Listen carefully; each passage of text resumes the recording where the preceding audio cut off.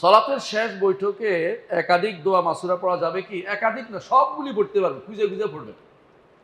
যতগুলি আছে হিসনুল মুসলিম গ্রন্থে আছে শেষ বৈঠকে দোয়া মাসুরা, সবগুলি পড়বেন যতক্ষণ আপনি একা যদি সালাত আদায় করেন।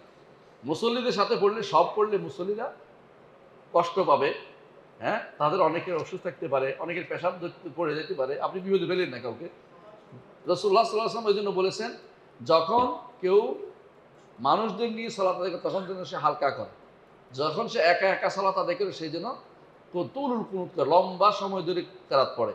হ্যাঁ, কি বলছিলেন? যেই কোনো দোয়া আছে, চাওয়া আছে, শেষ বৈঠকে চাওয়াগুলি করবেন। আর যেই যত দোয়া আছে, রব্বানা যালামনা, রব্বানা আতিনা বলতে পারবেন, আল্লাহুম্মা ইন্নাকা আফুউন বলতে পারবেন, মানে এগুলি তো আসে নাই, তাও বলতে পারবেন শেষ বৈঠকে। কিন্তু সালাতের সালাম ফিরানোর পরে কোনো ক্রমেই যেগুলি শরীয়তে বলা হয়েছে এগুলির বাইরে আরেকটা বলতে পারবেন না। সালাম ফিরানোর পরে যে জিকিরগুলো আছে এখানে নতুন কিছু যুক্ত করতে পারবেন না। দুর্ভাগ্যবশত আমাদের সালাফিদের মধ্যে অনেকেই এটা করে থাকেন। কি করে? সালাম ফিরে আল্লাহু আকবার, এটা নাই আসলে।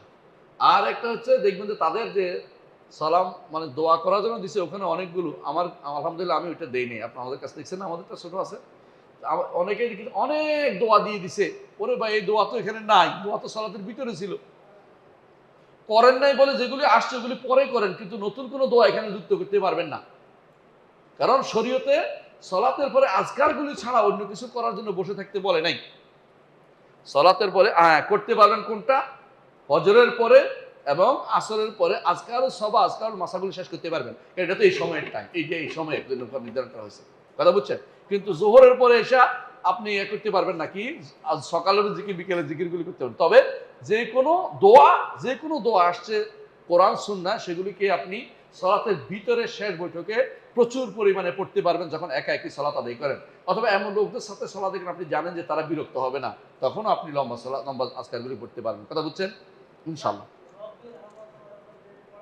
জি, পড়তে পারবেন। রব্বি জিদনি ইলমা, রব্বির হামহুমা কামা রাব্বায়ানি, সব বলতে পারবেন শেষ বৈঠকে বসে, কোনো সমস্যা নেই। কিন্তু নামাজের পরে সালাম ফিরানোর পরে বলতে পারবেন না। কেন বলতে পারবেন? এটা এই সময়ের না।